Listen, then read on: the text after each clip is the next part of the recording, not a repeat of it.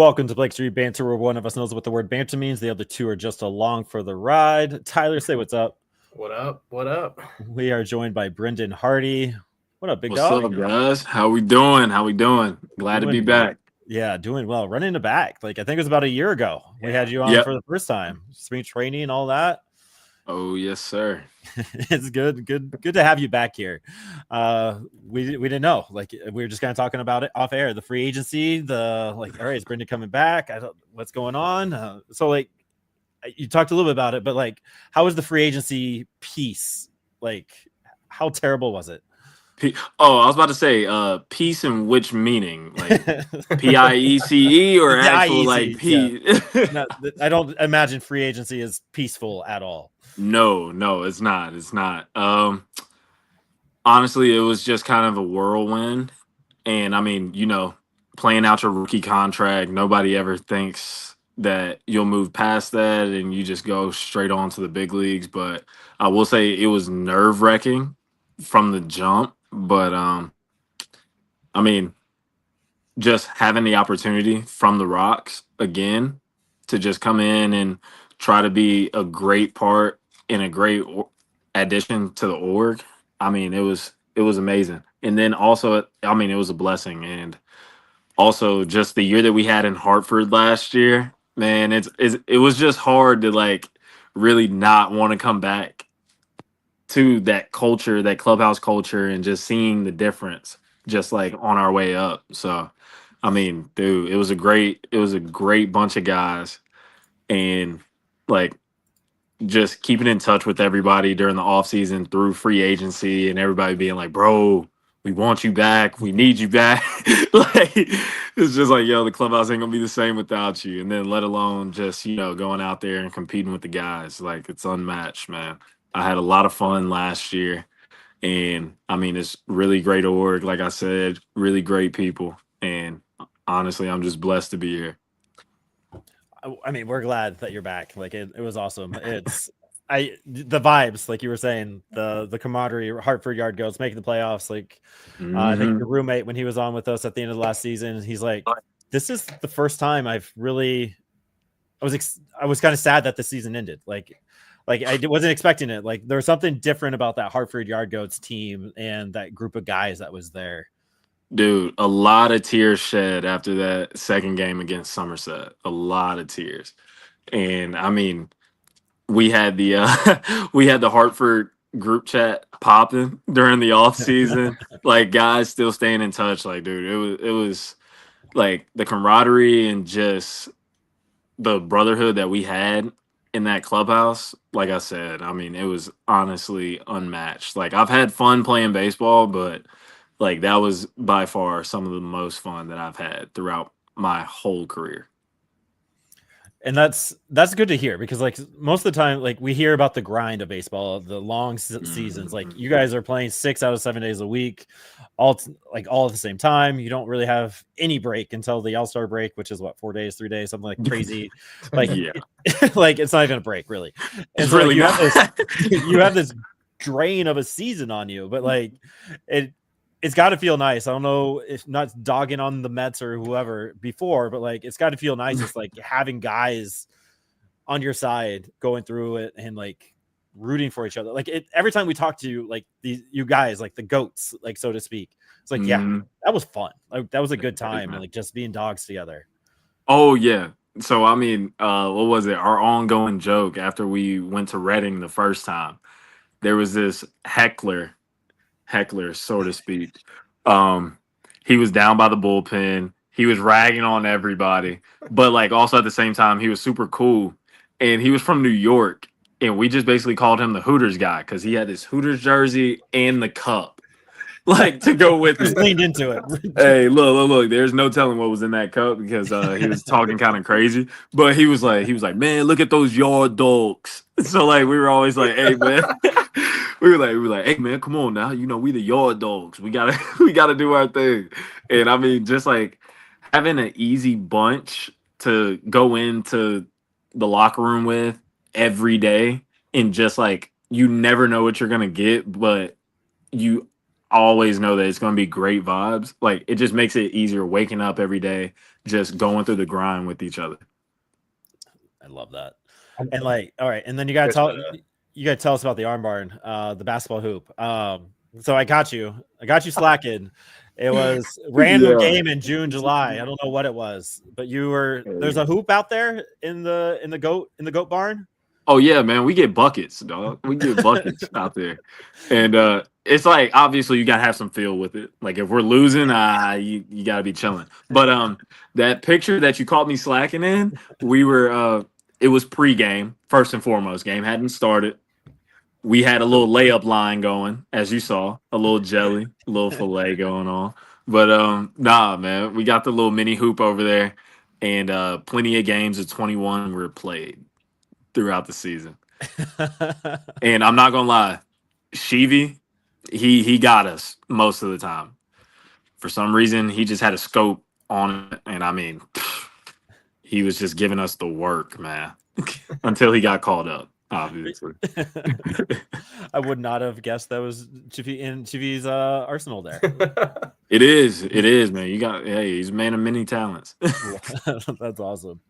That's awesome. All right, so off season's been going well for you. How was it being back home doing the whole camp thing? How was that? It was cool. Got to run a few camps. Did some youth lessons and everything. Kind of like the typical minor league grind during the off season. But it was great to be home, be around family, get to basically just got to see and spend time with some loved ones that I just didn't have the time with the past couple years, due to shortened off seasons and everything like that. So it was just good to be back home, but I was itching to come back, man. Like, when does that itch start, like, getting a little bit bigger in the off January 1st. As soon as the holidays are over, like it's time to go ramp it up. Dude, I got done celebrating New Year's and I was like, baseball is the only thing on my mind. Like I'm ready for spring training.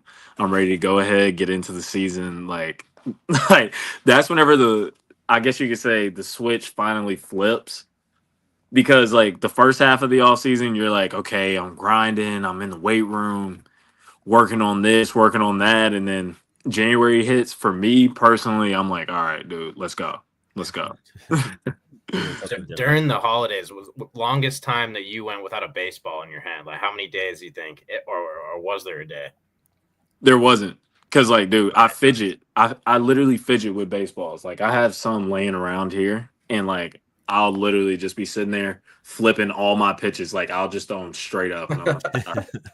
Like, oh, if I don't get to, we actually had a snow day that shut down everything in Mississippi for like 3 straight days.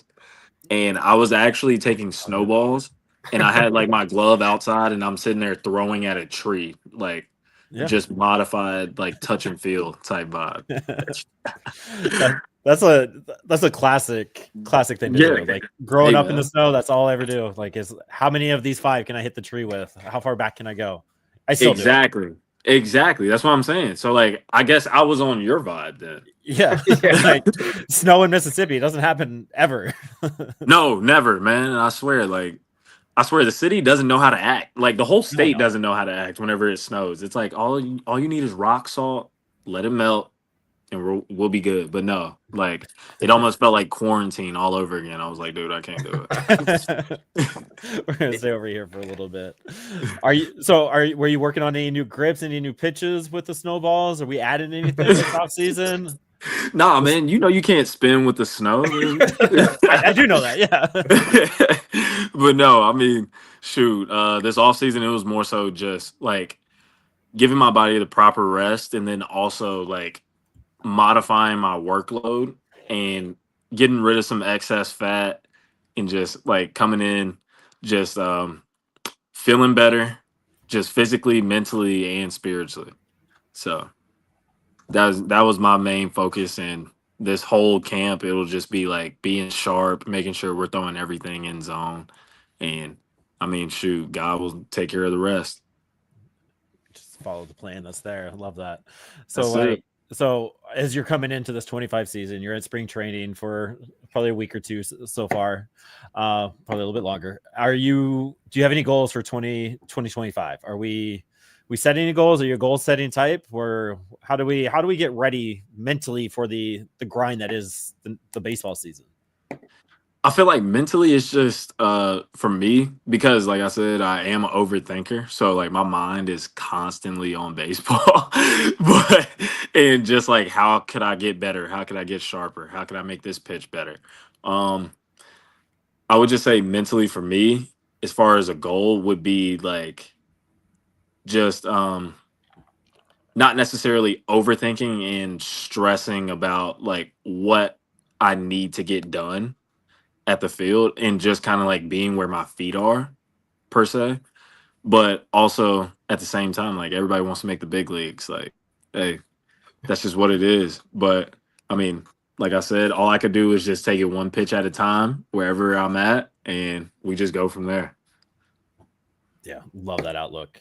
Like, it's gotta be hard. Like, I just think in my own life, like I got to ground myself too. Like, I'm an overthinker. I'm constantly thinking about 3-4 days ahead, two steps ahead. Like, what am I doing after this? Is kind of like on my mind, like, constantly. And it's like, all right, I just need to take a step back. I just need to I'm going to put this off to the side. I'm going to just go be 30-45 minutes with my kids for a little bit and just like, let's do this. I'm going to just walk away. Like, it's so hard to do that. Like, it is. I don't know where I'm going with that. And I'm not like trying to set you up for like anything there, but it's just like, shit's hard. No, I mean 1,000%. Like, just like how you said, shit's hard, man. Like, I mean, especially like going into free agency and then coming out of it right now, it's like, hey man, like, obviously spent a year in AA last year, and obviously like everybody wants to break camp with AAA, but also at the same time, it's just, you can't control like what transactions happen and whatever else happens. So like, that's why all I try to focus on, and they reiterate it to us all the time through our mental skills staff, is just being present. And like, whenever you could just sit there and be present and just enjoy every moment, like, you just, I mean, the rest just takes care of itself. So trust, we'll both be working on that, Aaron. Yeah, I got you. we'll have to check in at the end of the season. Like, how are we just handling that being present piece? 1,000%. I mean, shoot, man, we can make it a weekly or monthly check-in. I don't care. Hey, where you at? How you feeling? Where are we going with this? It's exactly. And yeah, I mean, honestly, checking in on people constantly and checking in on yourself and your people around you. Like, me and my wife kind of have those moments every once in a while. Like, we'll just sit there Wednesday night. We're going, what was today? Like, how did this happen? And we just both like, all right, we're going to just move past this. We're going to be in this here. Where are we going at? We're going to just move past it. And 1,000%. It's huge. It's huge to do all that. And I mean, you gotta live in the positive zone sometimes too. Like, hey, if you go back to AA, like, you're a yard dog again. You see the Hooters guy again. You have some good times out there. Exactly. And I mean, like, yeah, honestly, like, if I went back to Hartford, man, like, dude, I'd appreciate it the same way that I appreciated it last year. And I mean, it was just, the fans are unreal. Love them. The staff, like the stadium staff, like, they were amazing. The hospitality, unmatched, everything. So like, honestly, like I said, I just had to learn, like, this offseason, you got to take everything as a blessing for sure, because like, nothing is guaranteed, and just enjoying where you're at until it's your time to move on to the next level. And it's like, okay, cool. It's like, I appreciated the time that I was there. I appreciated what it had to offer. I learned from it, and you just keep growing. Yeah, I love that outlook. I saw on your Instagram story, Patrick Lee from the Tigers. Yeah. I only bring it up because I went to a Whitecaps game this last summer with my kids, and Patrick Lee had a day. Like, he went off. He was player of the game. Like, Max Clark was in town, and everybody was watching him, and Patrick just went off. And I think he got called up to lead. No, was the double. Yeah, no. like a week later, or like later that week, I was like, all right, I think I got a new Tigers prospect to watch. I guess talk about your person, Patrick there. I don't know. So my boy Patrick, it's funny how we actually met, right? So me and Patrick met our senior years of high school because we both graduated in 2018. And I went to a prom with a girl that went to his school. And so he grew up probably like 30 to 45 minutes away from me. And that was my first time meeting him. We played against each other that previous summer, like in our school summer ball, like, that whole deal. Yeah. And but didn't really know who each other were. None of that. We met at that prom. We kicked it. It was cool. And then he went on to go play at William Carey in Mississippi. It's an NAIA. And like I went on to the draft, everything like that. And whenever I was home and sometimes like I would go out, whatever, I would see him and we would just kind of like keep in touch, whatever, just as associates. We would chop it up and would be like, hey man, how you doing? All that good stuff. Nice little recap. And then like, dude, I was super proud of him from what he did in the draft league in 23, whenever he had left college. And I was like, dang, man, I'm surprised. Like, this dude didn't get signed. And then next thing you know, he came home, grinded. And what was it? He went to, and I know that if you get him on here or if you set up a podcast with him, like he would absolutely love it, man. I promise you. He's real down to earth, super cool dude.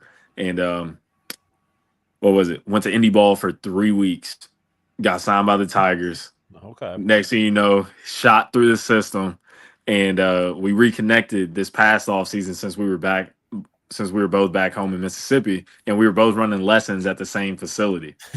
And so like we would just always chop it up, and we were just talking, and we were like, dude, it's crazy how we both had two completely different paths coming out of high school, but we're both at the same spot, like at this moment in time.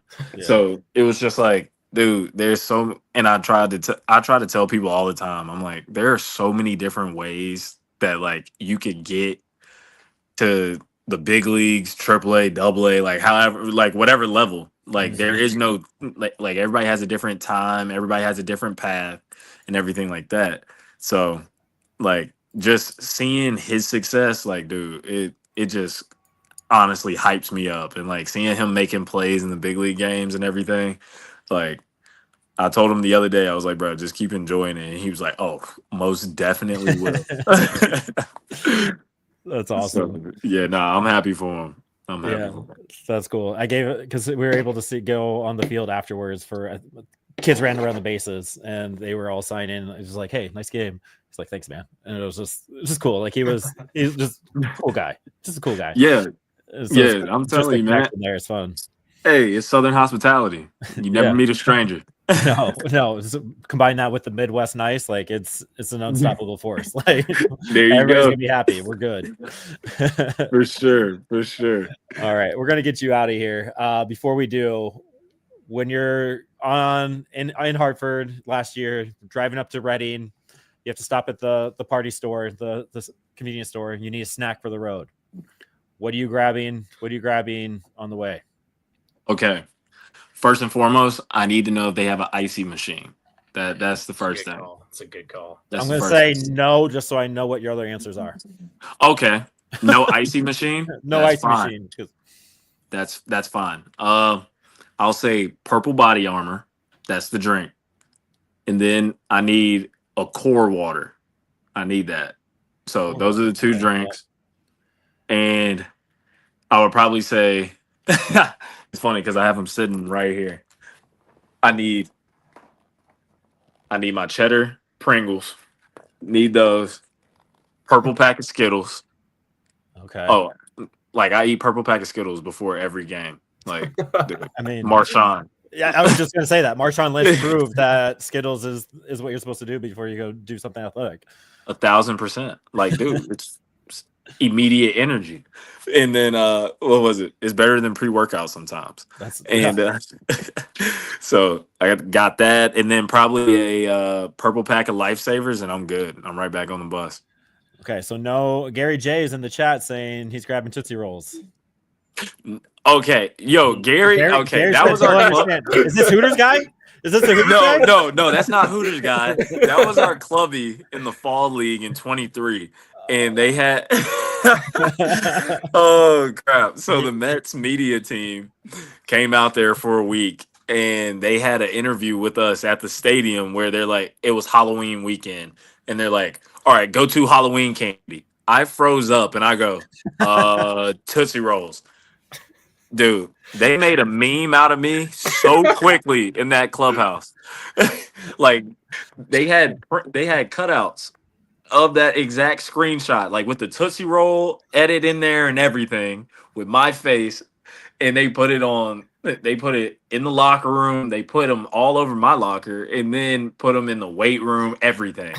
So it was just like wherever I went, I had to relive that moment that I said Tootsie Rolls, and I'm like, bruh. And I come back and I'm like, no, it's Reese's peanut butter cups or Snickers, but it was too late. It was too late. Yeah, I like Noah's idea here. A little Brendan Hardy Tootsie Roll T-shirt, and so instead of saying Tootsie Roll, we're gonna put Brendan Hardy in the Tootsie Roll font and T-shirt. We're just gonna lean into it with you. Go ahead and go for it, man. Go for it. On the drive out here, my dad was sitting over. Yeah, he did send me Tootsie Rolls to Hartford immediately. Like as soon as I showed up, I remember like the first week before we even started games, I had to send a picture because I didn't know who the culprit was. I had to send a picture in our fall league group chat, and I was like, "Yo, who's the funny guy?" And they're like, it wasn't me, but that is hilarious. I was like, awesome. Gary, thank you for coming into the chat with that. I love that. That's a great story.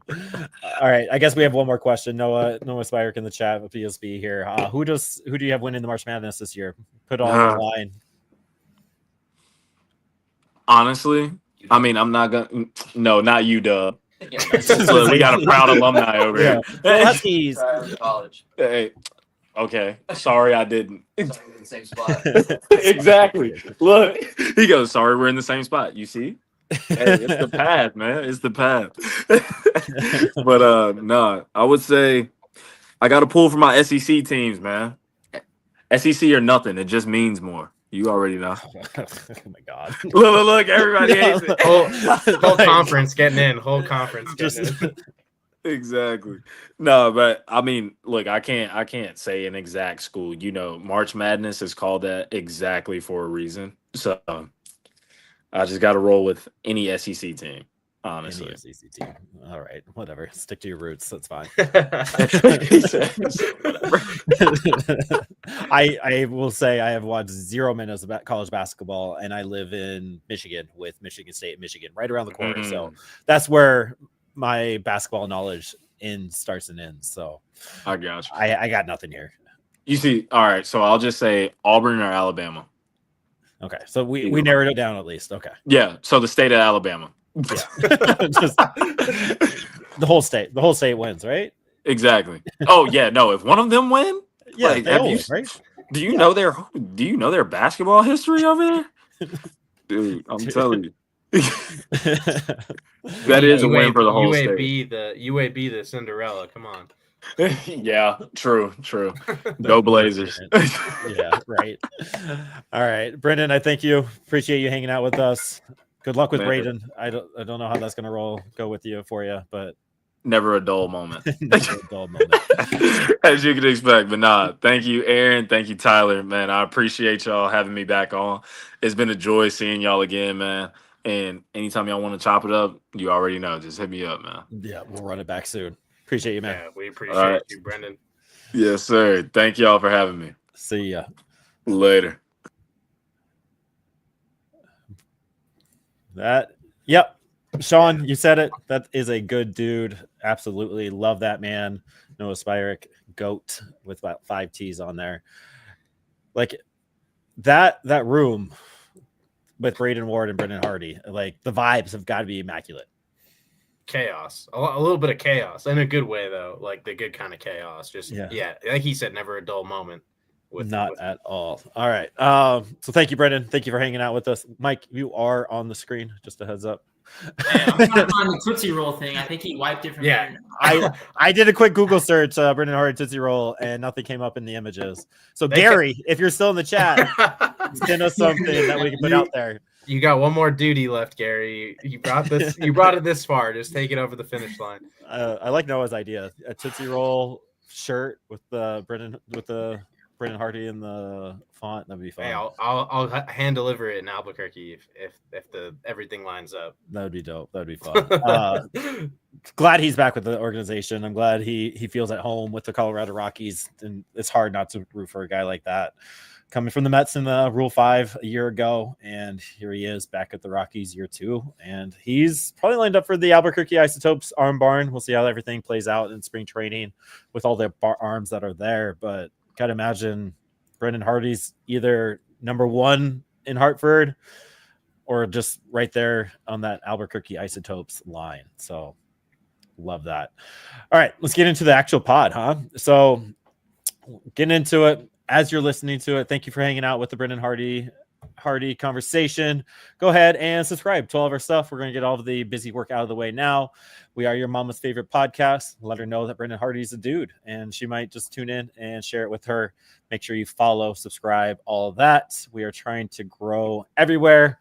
And make sure you check out our website, BlakeStreetBanter.com. We have just released our honorable mentions of our BSB Top 40, and it is a project all of us are working on. We got Luke and Isaac in the background working on it as well.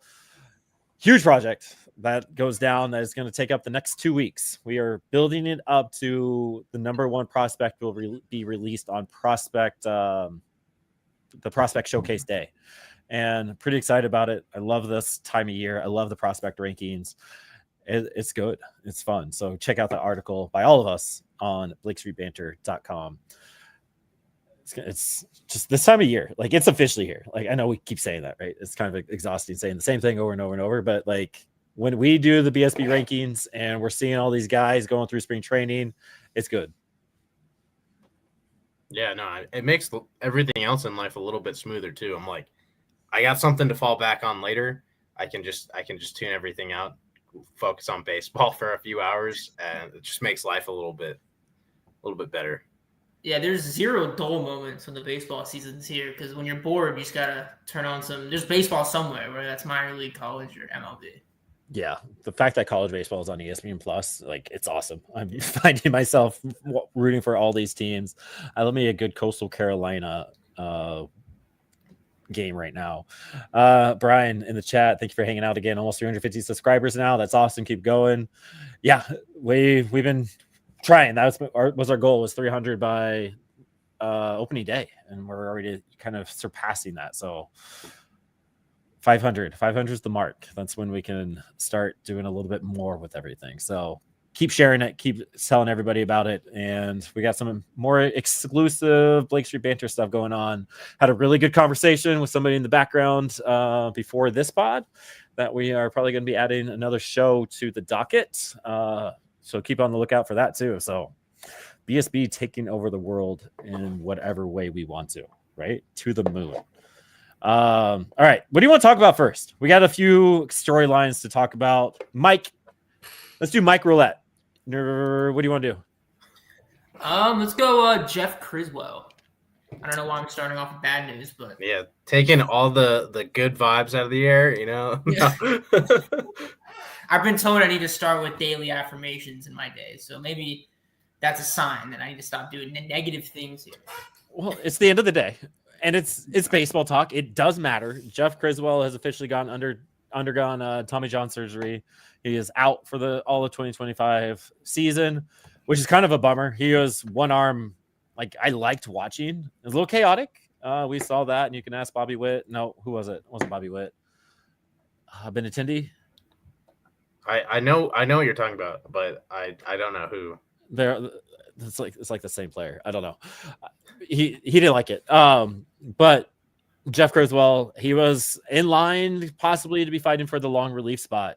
So that opens that up right now. So it sucks for Criswell, and I'm sure he'll come back ready to go next year, fighting for another spot. I mean, that 96, 97 mile per hour fastball is not going to go anywhere. But it's long reliever. Like, we're a pro long reliever podcast now. Like, who's going to take this? Yeah, it was Whit Merrifield. I knew it was very Andrew Benintendi like. Yes, Whit didn't like it. But long reliever, who's taking it? I'm gonna let Tyler take this one. I mean, I'm sticking to my guns. I think 2 weeks ago we talked about it a little bit. Anthony Molina seems prime for the role. I don't think they're gonna stretch him out. I think they're saving Palmquist, they're saving Blaylock for those two roles. That or Tanner Gordon. I think those are the main two guys to focus on for a long relief role. Yeah, it feels like it's one of those two, because we also got word that Austin Gomber is dealing with some left arm soreness right now. Nothing to be too concerned about, but I think that kind of brings up why his velocity was down 2-3 miles per hour his last outing, which is probably good to get ahead of it now. But he was also possibly somebody that could move to the arm barn, could still be that spot there going forward. But I don't know, the Molina thing, I just don't know if I can get on board with you yet, Tyler, because it feels like the Rockies want to turn him into a starter. They did the whole, you're going to stay with us all this year, and we're going to extend you next year. It just feels like that's what the plan is with Anthony Molina. Makes more sense. Yeah, with a Rule 5 guy, makes some sense. That's why I would go to Tanner Gordon. I think they're going to, I guess, I don't want to say sacrifice, but sacrifice Tanner Gordon in the sense of no one wants to be that long reliever. I mean, I would want to be. Give me that role. Give me that role all day. But yes, nobody really wants that, because you want to have that fight. But that also allows you to earn a spot. Like, if you can go out there and you can long relief with the Dogs and like go 3 innings, shutty, like, yeah, absolutely. You're next in line. You can be that 6th starter there. So there's another battle we're watching, that long relief spot. Hey, Aaron. Hey, I got a little heat check here. Who did we trade for to get, or who did we trade to Chad get Smith Jeff as well? Okay, there you go. Yeah, he went to the Oakland Athletics. Chad. Wow.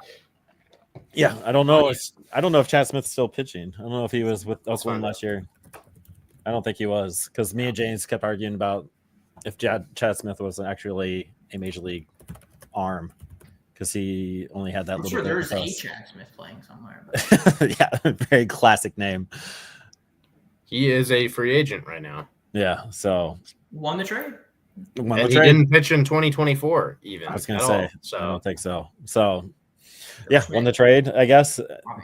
Never like to see a man lose his job, but wonder what they might do with Lucas Gilbert. There's another conversation. So let's get into the next topic. Thank you, Brian, for getting us into that. The arm barn's open. So as we all know by now, Justin Lawrence is now officially a Pittsburgh Pirate, which feels very mutual. It feels very like, all right, we're going to go this way. You want to go that way? Yes, absolutely. Get me out of here. Type feel. That's my own perspective. I'm putting that out there. I'm not getting any insider information for that, but it opens up a spot. It opens up a long, short arm, I guess. Yeah. Short relief spot in the arm barn with multiple cast of heroes that can fill in. We got on the docket, it's Diego Castillo, Zach Agnos, Angel Chivilli, Jeffrey Yon, and Evan Justice is the short list that I came up with, and I'm sure we could each go probably 1 or 2 more on there. But Mike, who do you kind of see running with that, taking that spot to fill in that Justin Lawrence kind of veteran lockdown guy that we kind of wanted him to be? I'm going to go with less of a prediction, more of a just what I want to happen, and that's Jeffrey Yon. Like, I don't care what ERA he throws out there. I don't care what the numbers look like. I don't care what Baseball Savant looks like. I just want to see that man go out there and play. I think like the mentality around Rockies Nation would be like revitalized if he goes out there. We could be losing 11-0, and this guy goes out there and everybody's probably having a good time. I think that's what matters at the end of the day, right? Like, we're all happy. Yeah, this is have a good time. Absolutely. I think if Jan gets 20 major league strikeouts this year, Lewis should recreate the 1-2 boom celebration. Yep. No, yes, boom. Yes. You don't get out of this. You don't get out of this. 40 strikeouts. I'll do 40. 40. 30 major league in the middle. 30 major league strikeouts. 30 major league strikeouts. Somebody tweet it. Tweet it right now, Mike, and pin it.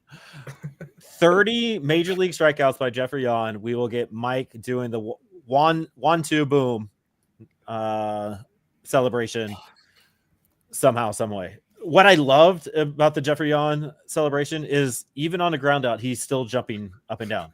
Huge shout out to Mr. K Sports. I think it's right. MK Ray Sports or something on Twitter, Instagram. He's a follower. He's always been with us. He goes to the Yard Goats games all the time.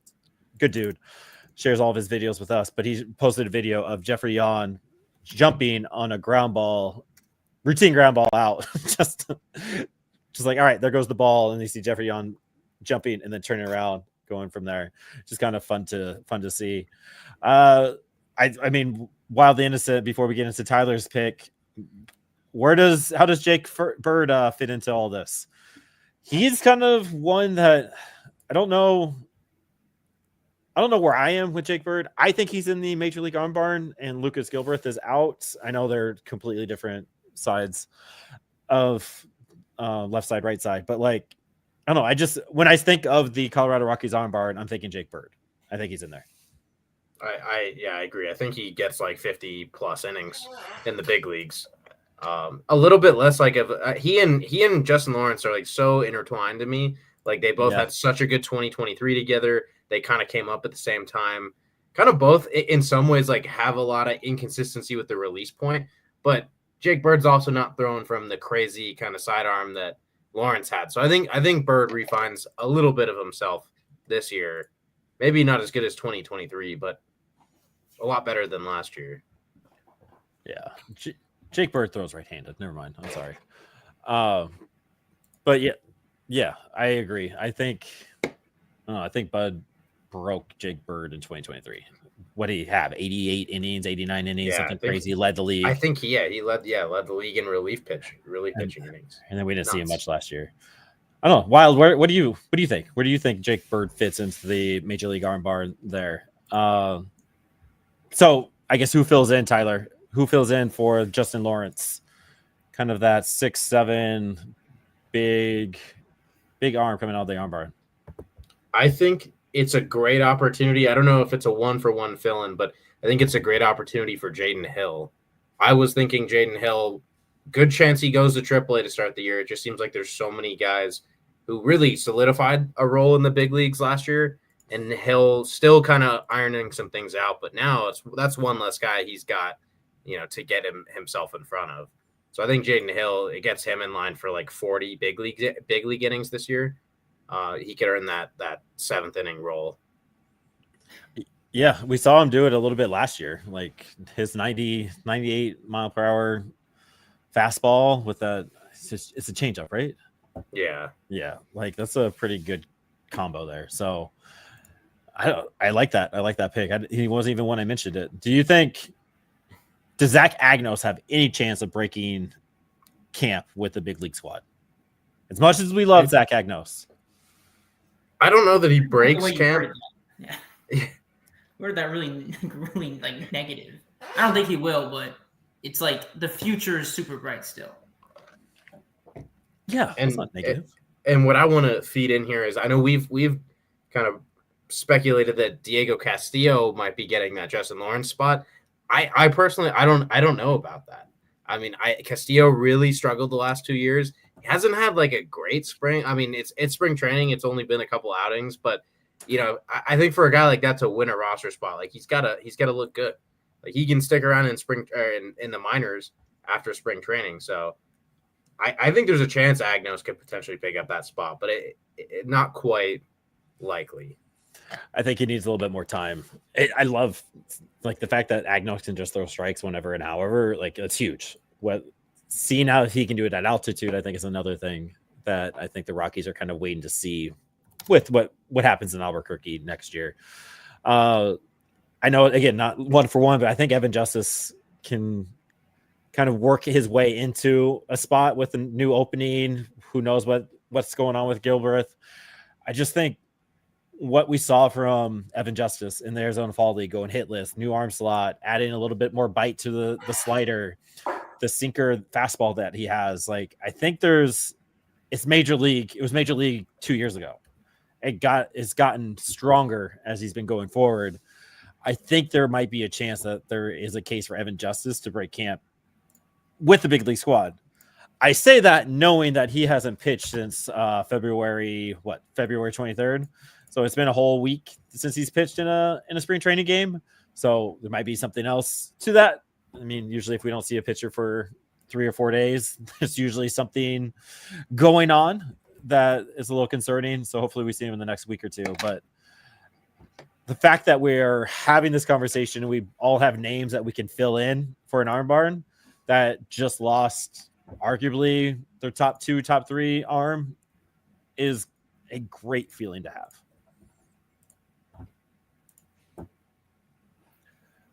All right. 100%. 100%. Thanks, guys. Jeffrey Yon thing I'm going to have to do. Yeah. I was trying to pick up a little cherry on top for Evan Justice. Last year in AAA, his fastball averaged 93.5. And so far in spring training, his fastball's at 94.6. So seeing a little extra oomph from Justice. And that's a lot closer to where he was in 2023, where he just dominated the minor leagues. So I think we're seeing a more revitalized Evan Justice. Yeah, I really think what he worked on in the lab in the Arizona Fall League with the new arm slot, going more 3/4 than sidearm is good for him. It's going to allow for more consistency to get strikes over the plate. And like what we were saying, just Lawrence was inconsistent. Jake Bird, inconsistent. Like, you need these arm barn guys being consistent. Duke and Darnell talked about it last week. Like, I'm just working on being consistent, same spot every time. And that's going to help me be better. And so, like, if you're getting this with a new arm slot, absolutely, 100%. I think Evan Justice could crack the code there. Sean is asking, has Sean Bouchard entered the chat to start the year? I mean, Everybody answer on 3. 1, 2, 3. Yes or no? Yes. Yes. Yes. Yes. I mean, the door is just wide open for him. And he's I mean, today, kind of recency bias. He absolutely went off today. I feel like that buys him a lot of favor. It buys him a big opportunity. You know, Jordan Beck also had a huge day. I think that's in some ways who he's competing with. But, he bought himself a real good shot today. Yeah, I think Bouchard has proven he can be a professional at bat. He's going to be a veteran, although he doesn't feel like a veteran. But he's compared to the other outfielders, this guy is very old. So I mean, you know how Bud Black will value that. I'm sure he'll be on the roster for most of the year. That's a take. I like Sean Bouchard. We all know I like Sean Bouchard. I think his floor is higher than a Jordan Beck or Nolan Jones, so to speak, but his ceiling is much lower than a Nolan Jones, Jordan Beck. And when they already have Sam Hilliard in the fold, I don't know if you can have 2 of those type of guys, like 4th outfield type of guys. I don't know. It'll be interesting, like especially if Nolan Jones and Jordan Beck. I mean, Jordan Beck went off today, so that might not be in the argument. But like, if they don't figure it out, why not go with the safe hand, the safe play? Like, doesn't feel like Veen will get that shot as much as we want it. It just doesn't feel. I just don't get the feeling that Zach Veen is going to be a Colorado Rocky come March 28th. I just don't have that feeling, no matter what happens. I might be wrong in there. So I can see the front office, Buddy Black, saying, you know what, Sean, you're coming with us. You're going to be our 3rd outfielder. You and Sam Hilliard, and let's go figure this out together. I don't know. Can I make a proposition? I'm not doing a Zach Bean hairdo. No, Nick Martini.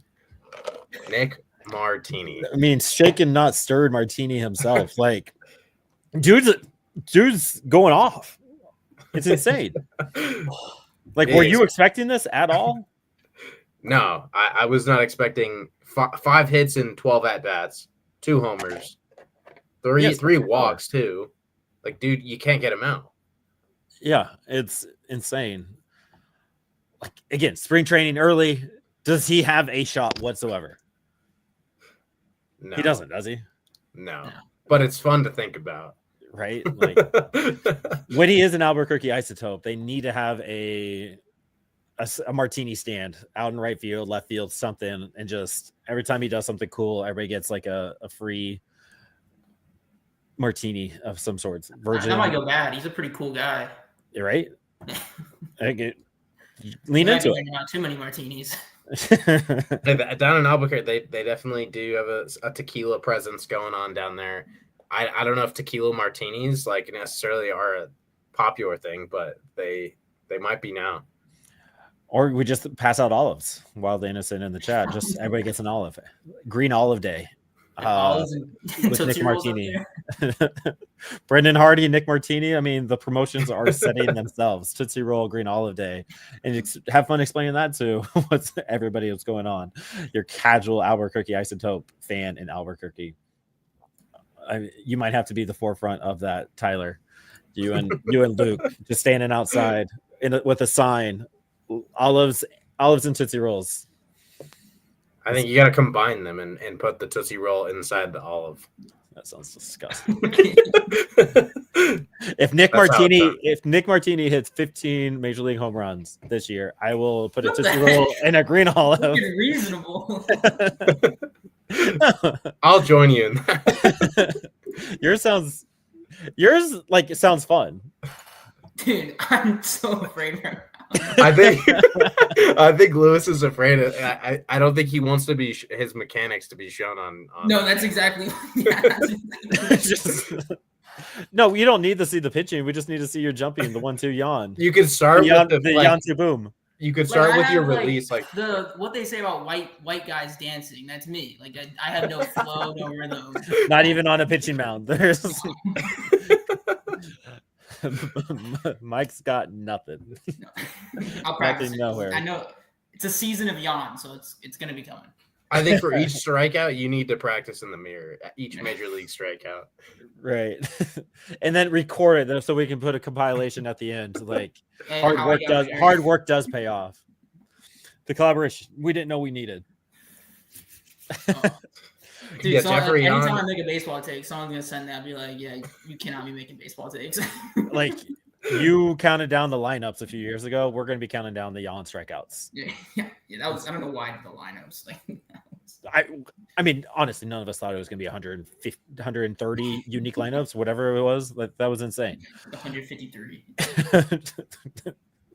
The over-under was like 85 to start. Yeah, we were way off.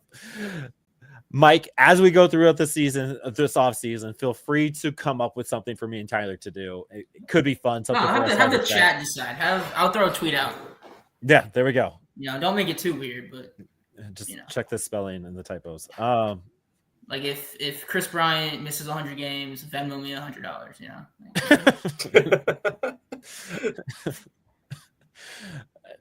Yeah, I got that makes me nervous. All right, our Benny Montgomery was a non-roster invite. We've seen Benny Montgomery take 3 at-bats. Why? Not a lot of confidence in him from the perspective of the front office. Is that kind of what it feels like? In his 1 at-bat, he had a bases clearing 3 RBI double. So it came up big, came up powerful.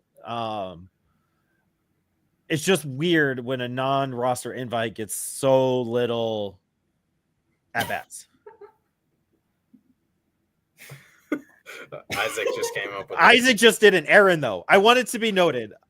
Isaac just pulled an errand hard after Dude Man was trying to throw me under the bus in the group chat. Like, oh, Aaron and his typos are synonymous with BSB. And here you are, Isaac, typoing. So, no, doesn't work. He got it from you. That's why. I think that's why it's for Aaron. Isaac says, if Aaron does a pod without a hat, if Brinson Doyle commits more than 5 errors, sure. I just look better in a hat. That's the only reason. But are we worried about Benny Montgomery? Non-roster invite. You're loaded at the outfield. Kind of feels where we're not seeing him as much. But Greg Jones started in center field. Sean Bashard in left today. It seems very prime, not prime Benny time with not your starters playing tonight. Yeah, I feel like I have no more worries to give. I've worried so much the past 2 years about Benny Montgomery. I feel like we're at like the lowest point in terms of like worrying. Like I feel like it's only up from here, and I still feel like that. Yeah, and I mean, I think they want to ease him back into game action a little bit. Like he got some winter reps, but no, I don't think he's fighting for a roster spot, and they probably told him that. So it's get your feet wet, get moving, find your groove. I bet we see a lot more of Benny Montgomery later in the spring just to get more reps and really get into shape for the season. Yeah, this is probably more of an experience type thing for him right now than anything. I think I'd agree with that. It's the first round pick, so you're inviting him pretty much no matter what from a few years ago. And so like, hey, you were injured, come be with the big dogs, kind of feel it out like we saw with Carrick and Veen last year. It's common. I also liked it was Baseball America's guy wrote his article about Benny Montgomery and his kind of outlook. And Benny Montgomery doesn't have any goals whatsoever for 2025, which I thought was interesting because he was saying he was just hanging out with his buddies, and they're like, if you have goals, then that's all you're focused on. Like, just go out there, be in the moment, kind of like what Hardy was saying, like be out there and just go play ball. Like if your goal is to be healthy, I think that's what Benny's goal was. Like, I just want to go out there being healthy. Like that's out of your control. Like you can't figure that out. So just go be a ball player. And I think we kind of saw that with Zach Veen. Like once he let go of that pressure, he can go be a dog. Might see that with Benny. Like just let the pressure go away. Don't worry about health. Like you can't control that. Just go out and play, be in the moment and see what happens. So I'm going to go on the record right now and saying we're going to have a big year out of Benny Montgomery. I think he starts in Hartford. I think that's where he's going to begin his 2025 campaign. I think he's going to, let's go 280, 18 season-long home runs, an OPS around 850. I think this is the year of Benny Montgomery. Another hot take that nobody's keeping track of, so I can just keep throwing these out there. And I think the average the home runs I like. I mean, an 850 in the Eastern League would be pretty stellar. It's definitely top of the league. I think Ritter put up like an 840 last year, so it's a good mark. But and that I agree. I agree generally that this is a year he bounces back a good bit, plays with a little bit less pressure. I mean, I think he's probably felt so much pressure yet to like improve after knowing he came into this organization. His hit tool is such a long way to go. At this point, he's probably like, I know how to play ball. I'm just gonna do that. Yeah, I feel like when prospects get these injuries, I mean, everybody in real life has this, where it's like the mindset is like, I have to do almost like double the work this next season, or I have to get some of that back that I lost, and that compounds the anxiety, the stress, which in baseball, it's all a mind game, and that can hurt you a lot. Yeah. The mind game of baseball is insane. Like we talk to these guys all the time. Like, I just got in my own way. That's what it feels like. That's why I'm so impressed with Chase Olander. It's the mindset that he has, pitch by pitch, all the way through. It's awesome. No, Wild said this is a dumb idea. We're not doing that. Onion in a milk dud. That's how does the onion go in there? Yeah, and that's what you're worried about. I don't know. You do it, Wild Innocent. You come up with a hot take. That wasn't gonna be that bad. That would suck, but like, recreating the Jeffrey Yon strikeout. Like, I think I'd much rather do the Jeffrey Yon, the Yon 2 boom celebration than an onion in a milk dud. How about the hot chip challenge? Would you do that, Aaron? No, I'm not strong enough for that. No, I'm not. I'm in the Midwest. I'm not. Spicy's not in it all the way. All right, I'm going to go first here. You guys prepare. Pick one prospect that you want to highlight in this spring training before we get out of here. So the prospect I'm going to highlight is Kyle Karros. Just dude's a dude. He got to switch lineup cards with his brother in the Dodgers game last week. Did last year with his dad. Just the whole Kyle Karros tree is insane because his brother was a dog on the mound too. Kyle didn't even want to go face him.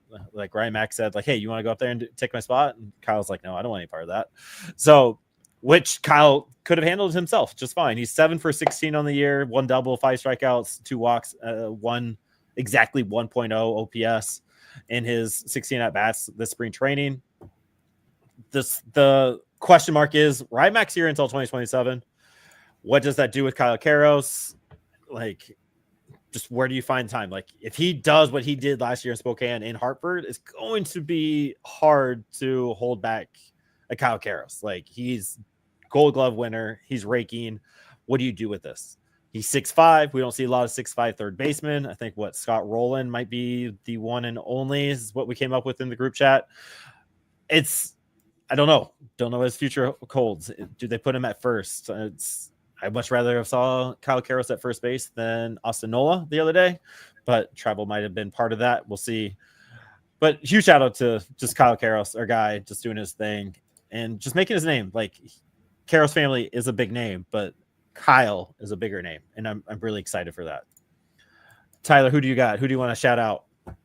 I'm gonna go, and I know we talked about him a fair bit last week. I'm gonna go Juan Mejia. I think he's on a bounce back campaign. He's got 3 scoreless innings so far in spring training, 3 strikeouts. He's touched 99. That's what we like to see. His changeup is sitting at 91 right now in spring training, averaging that. So, and that's not even his best pitch. The slider is the absolute wrecking ball. So Juan Mejia has some sleeper upside in the pen this year, and he's definitely making a good first impression in spring training. Yeah, I love me a little Juan Mejia time. I'm bought in. Let's go, Mike. I feel like this is a name we haven't talked about in a couple of weeks. I'm gonna go Gabriel Hughes. Yeah. First round draft pick a couple of years back. He's throwing the ball harder than ever. This is a guy that got injured last year, so it's kind of like we almost forgot about him because we talk about everybody else, and this guy was in the back doing his thing. Offseason must have been great because he came and pitched a couple scoreless innings against the Diamondbacks. I don't know if he pitched again after that, but if there's a guy who I think can become like the greatest riser, the best riser, whatever you can word that, because he's already been up there, so the dip, I guess. Yeah. I think it's him. I have a lot of confidence in him. It's almost like house money at this point. Not a lot of people are expecting him to do much, and I like playing with house money, so there you go. Yeah, he's got it. Yeah, coming back from Tommy John last year and spending some time in the Arizona Fall League and trying to get his feet wet and trying back into it. I think it's set him up for success for spring training. Like he has number 2, number 3 written all over him. Like give me a Chase Dollander, a Gabriel Hughes 1-2 punch at the end of the 2025 season. I think we're all stoked. 100%. And he had a fun little interview on Affected by Altitude, our boy Skylar and his pod with Evan Lang over on that. So go check that out. Like it's an awesome interview. Anytime you get to hear prospects talk, and Gabe's got a good head on his shoulders, and it's exciting what he can do. Like I'm like he's gonna be one name that I think we're all watching, like how he comes back from TJ and how quickly he moves, because he was moving pretty quickly when he was healthy in 2023. Like he was already in Hartford, like in his first pro season. So he's got it. And I think the organization likes it. Grayson Westfall starting to really look forward to this channel. Thank you. Tell your mama about it, please. We're your mama's favorite podcast. She just does not know it yet. Definitely appreciate those kind words. Yeah, Brian Andrews, Andreas Kolkarik is my guy. He's a lot of people's guy. There's something about Kolkarik's athleticism that we all just love and enjoy. Anything else for the good of the cause, buddies? I don't know why I said buddies. I meant to say fellas. That was weird. That came out really weird. Buddies. No. I'll just throw out Gabriel. He's flashed a 5-pitch arsenal in spring training. We'll see kind of what he works with down the stretch, but he was kind of a 3-pitch guy coming into the org, so that's promising. Yeah, I was gonna say I didn't know he had 5. I thought he was like a fastball slider type dude. We're not done. Chase Dollander, his outing the other day, we all got to watch it, which was fantastic. I loved being able to watch it. Was it a bad outing? No, I mean, I wouldn't say there's bad outings for Chase Dollander. That was the reason I thought you were going to come with. I'm glad we all said no. Just getting pitches under him, like that's really, I think, the most important. Like Chase Dollander probably isn't going to come out here year 1 and set the world alight. You know, he's gonna go through growing pains, and that's going to happen. So par for the course is what I'd say. Okay. Yeah, the stat line looks ugly. And so the discourse is he had a rough outing. And I'm going to say no. Watching it, like, he was good. He was nasty. He had a few meatballs that were yeah, like he knows he knows which ones those were. But like that double play should have been turned. That home run doesn't happen. And the way he came back against Suarez the next at bat and got him, like I think we're good. I think we're fine. And that home run, the second home run shouldn't even count against that no name, like 97. Like it was just crazy that ball went out. Yeah, 97 at the very top of the zone. That was like perfectly executed pitch. Weird swing going oppo. Yeah, like I saw that swing like that. There's no way. Like, and then all of a sudden he's rounding the bases. I'm like, okay, this is weird. Got two more in the chat. Sterling Thompson, haven't seen him at all this spring training. Yeah. That's a very good question, Sean. I'm not sure where Sterling Thompson, and he wasn't a non-roster invite. Maybe he's just a little bit farther back, kind of the Benny Montgomery type idea that Tyler threw out there. It's you're not fighting for a spot, but you're here, so get your feet wet with the big league squad. Anything on Sean Sullivan? The only thing that we he's been updated is that he's just coming back from hip surgery, and they're just easing him back into it. I doubt we see him in a big league spring training game early. I bet we see him, if any time towards the end of March, we'll see Sean Sullivan as he kind of eases back into full strength health wise. I know he's in camp though. I know he's there. Brian, that started to show he's human. Everyone's human. Skeens gave up some hits and runs against the Orioles. Yes, 100%. Nobody's worried about Chase Dolander. We are going to get out of here now. We are 1 hour into it. Thank you for following along. Thank you, Brendan Hardy, for being here. Thank you guys for being here. And as always, go Rocks, minor league affiliates. Woo!